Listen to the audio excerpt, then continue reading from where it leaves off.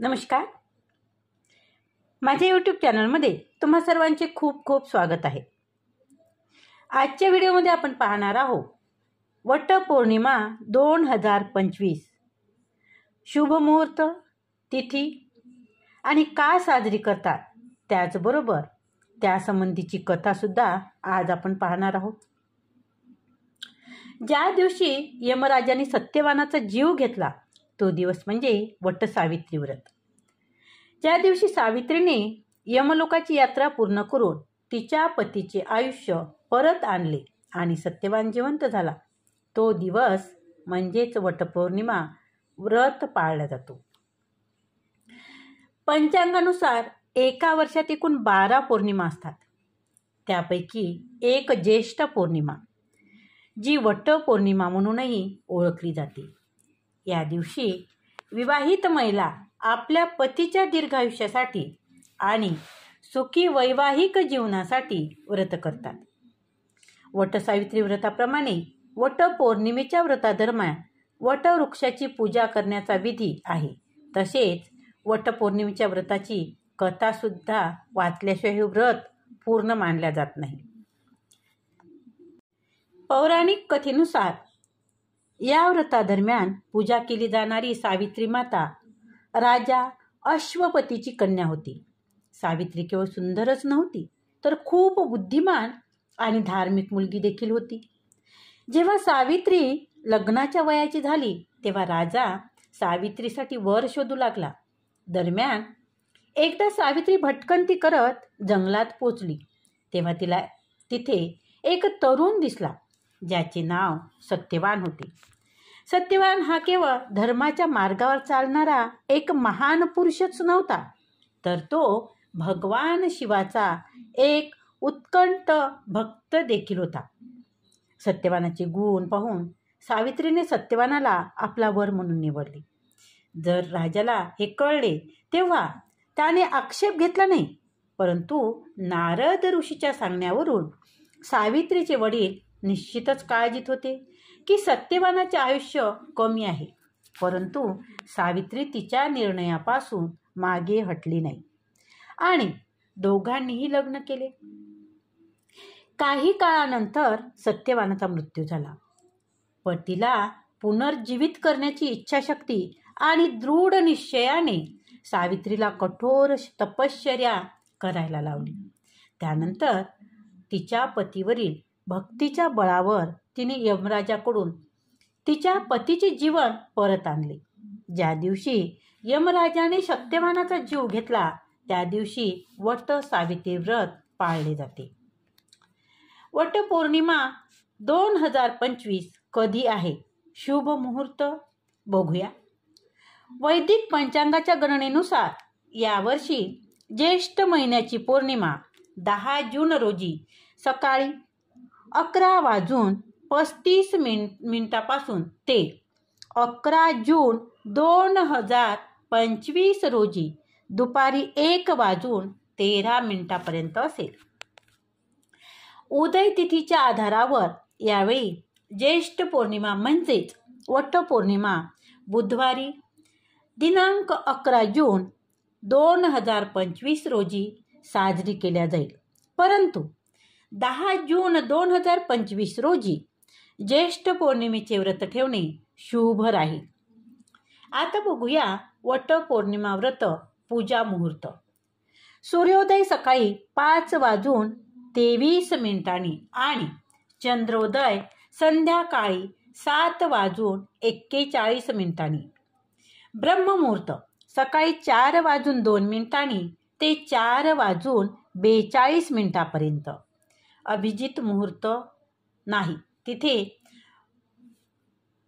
गोधुलीचा मुहूर्त संध्याकाळी 7:18 पासून ते 7:38 राहील आणि राहुकाळ दुपारी 12:21 पासून ते 2:05 राहील. वटपौर्णिमेला हिंदू धर्मात खूप महत्त्व आहे. हा सण प्रत्येक महिलेसाठी खास असतो. पौराणिक कथेनुसार या दिवशी सावित्रीने तिचा नवरा सत्यवानाचे प्राण यमाकडून परत आणले होते. त्यामुळे सुवासिनीसाठी वटपौर्णिमेचा उपवास अत्यंत महत्त्वाचा मानला जातो. ही घटना ज्या दिवशी घडली त्या दिवशी पौर्णिमा होती आणि त्या दिवसापासून सुवासिनी महिला पतीच्या प्राणाचे रक्षण व्हावे आणि आपल्या पतीला सत्यवानाप्रमाणे दीर्घायुष्य लाभावे यासाठी हे व्रत करतात. सावित्रीने आपल्या पतीची सेवा वडाच्या झाडाखाली केली आणि यमदेवाने तिथेच सत्यवानाला त्याचे प्राण परत दिले असा समज आहे आणि त्यामुळे वडाच्या झाडाची पूजा केली जाते. आता काय आहे वटवृक्षाचे महत्त्व? तर वटवृक्ष हे शुभ मानलं जातं कारण त्यात देवतांचा वास मानला जातो आणि त्यामुळे वडाला 7 फेऱ्या मारल्याने पतीला दीर्घायुष्य आणि समृद्धी प्राप्त होते असा समज आहे. 7 फेऱ्यांचे काय महत्त्व आहे ते जाणून घेऊ. 7 फेऱ्या मारणे हे 7 जन्मामधील एकनिष्ठतेचे प्रतीक मानले जाते. या फेऱ्या मारताना महिला आपल्या पतीच्या दीर्घायुष्यासाठी आणि 7 जन्मासाठी एकच पती मिळावा यासाठी प्रार्थना करत असतात. आता बघूया वट सावित्री किंवा वट पौर्णिमा पूजेचं तुम्ही साहित्य काय. तर हे साहित्य तुम्ही लिहून घ्या. चला मग साहित्य बघूया. वटपौर्णिमेच्या दिवशी महिलांनी सकाळी उठावे, त्यानंतर स्नान करून देवपूजा करावी. नंतर वटपौर्णिमेच्या दिवशी वडाच्या झाडाची पूजा करावी. यासाठी लागणारे साहित्य कुंकू, सिंदूर, फळे, फुले, चंदन, अक्षता, दिवा, गंध, अत्तर, धूप, रक्षास्त्र, कच्चे सूत, वडाचे फळ, बांबूचा पंखा, पाण्याने भरलेला एक कलश, नारळ, मिठाई आणि सत्यवान, देवी सावित्रीची मूर्ती, लाल कापड, धागा हे सामान लागेल. पूजेदरम्यान लाल हिरवी साडी नेसावी. या दिवशी उपवास करणे खूप शुभ मानले जाते. आता बघूया वटपौर्णिमेच्या पूजेची योग्य पद्धत काय आहे. चला, वटपौर्णिमेच्या दिवशी महिलांनी सकाळी लवकर उठून स्नान करून साज शृंगार करावा. त्यानंतर श्री गणेशाची स्थापना करावी. नंतर त्यावर हळदी, कुंकू, अक्षता अर्पण करून त्याची पूजा करावी. पुढे आपण घेतलेल्या सूत बंडल वटवृक्षाला गुंडाळत 7 फेऱ्या प्रदक्षिणा घालावी. त्यानंतर तेलाचा किंवा तुपाचा दिवा लावावा. ओटी भरून पंचामृत, नाणी, फुलं, 5 फळे अर्पण करावी. त्यानंतर वटवृक्षाला हळदी कुंकू अर्पण करून नैवेद्य आणि आंबे अर्पण करावे. त्याचबरोबर 5 विवाहित स्त्रियांना हळदी कुंकू लावत त्यांची ओटी भरावी. ओटीमध्ये गहू आणि फळे घालावी. आंब्याची फळे असेल तर फारच चांगले. त्यानंतर सायंकाळी सावित्रीच्या कथेचे वाचन करावे. आता ही सावित्रीची कथा काय आहे ते आपण बघू. ही कथा संध्याकाळी तुम्ही ऐकावी किंवा सांगावी. त्यामुळे ह्या व्रताचं फल अधिक प्रमाणात मिळतं. आता कथा बघूया. वटसावित्री व्रतकथा. पौराणिक कथेनुसार पूर्वी राजश्री अश्वपती नावाचा राजा राज्य करत होता.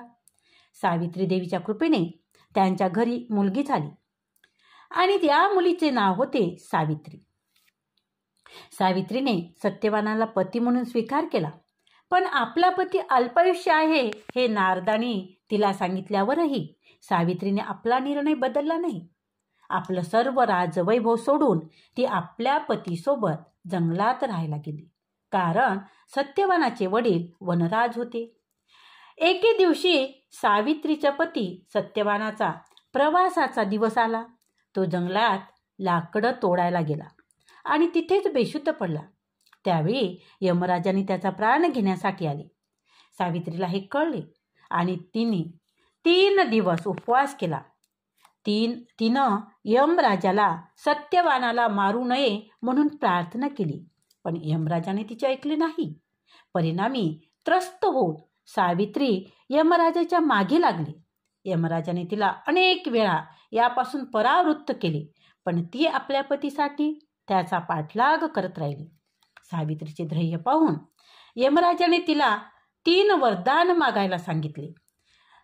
यमराजाने दिले 3 वरदान. तर आता हे वरदान कोणते होते? सावित्रीने यमराजाकडे वरदान मागितले की माझे सासरे वनवासी आणि अंध आहेत, त्यांना दृष्टी द्या. यमराज म्हणाले की ते होईल, पण आता तू परत जा. पण तरीही सावित्री यमराजाला जाऊ देत नव्हती. त्यानंतर यमराजाने तिला पुन्हा वरदान मागायला सांगितले.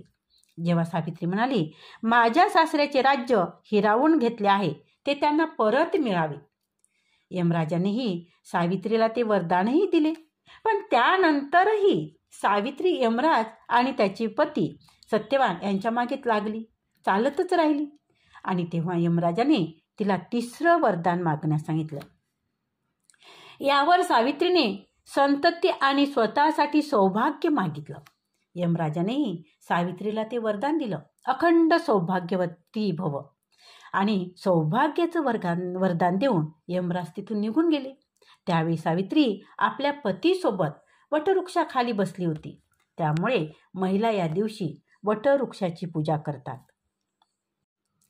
आता आपण बघू वटपौर्णिमेच्या दिवशी साडीचे कोणते रंग मानले जातात अशुभ, आणि पूजा करताना कोणत्या गोष्टी तुम्ही टाळायला हव्यात. तर वटपौर्णिमा हा सण हिंदू महिलांसाठी अत्यंत पवित्र आणि श्रद्धेचा मानला जातो. वटपौर्णिमा ज्येष्ठ महिन्यातील पौर्णिमेच्या दिवशी येतो आणि यंदा मंगळवारी 11 जून रोजी वटपौर्णिमा साजरी केली जाणार आहे. आणि वटपौर्णिमेच्या दिवशी महिलांनी पतीबरोबर वाद करणे टाळावे.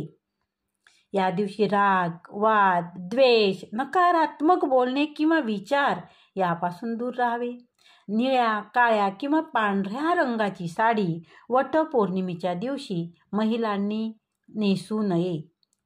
त्याचबरोबर वटपौर्णिमेच्या दिवशी लाल, पिवळी, हिरव्या रंगाची साडी नेसावी. हे रंग सौभाग्य, समृद्धी आणि शुभतेचे प्रतीक मानले जाते. वडाच्या झाडाला इजा करू नये. वडाच्या झाडाची पाने किंवा फांद्या तोडू नका किंवा झाडाजवळ जाऊन पूजा करा. फांदीची पूजा न करतात. बऱ्याच स्त्रियाच वडाच्या फांदीची पूजा करतात, वडाच्या फांद्या तोडल्या जातात आणि त्यामुळेच इथे आवश्यक सांगावंसं वाटतं की वडाच्या फांद्या तोडून वडाच्या फांदीची पूजा करू नका. वडाच्या झाडाची पूजा केल्यानंतर तेथे कचरा किंवा अशुद्धता टाकू नका. वटपौर्णिमेच्या दिवशी सावित्री व सत्यवान याची कथा जरूर ऐका किंवा वाचा. त्याचबरोबर हा सण अत्यंत पवित्र असल्यामुळे ह्या दिवशी शुद्धतेचे पालन करा. आजचा हा व्हिडिओ कसा वाटला तो कमेंटद्वारे नक्की कळवा. आणि वटपौर्णिमेच्या सर्व महिला वर्गांना खूप खूप शुभेच्छा.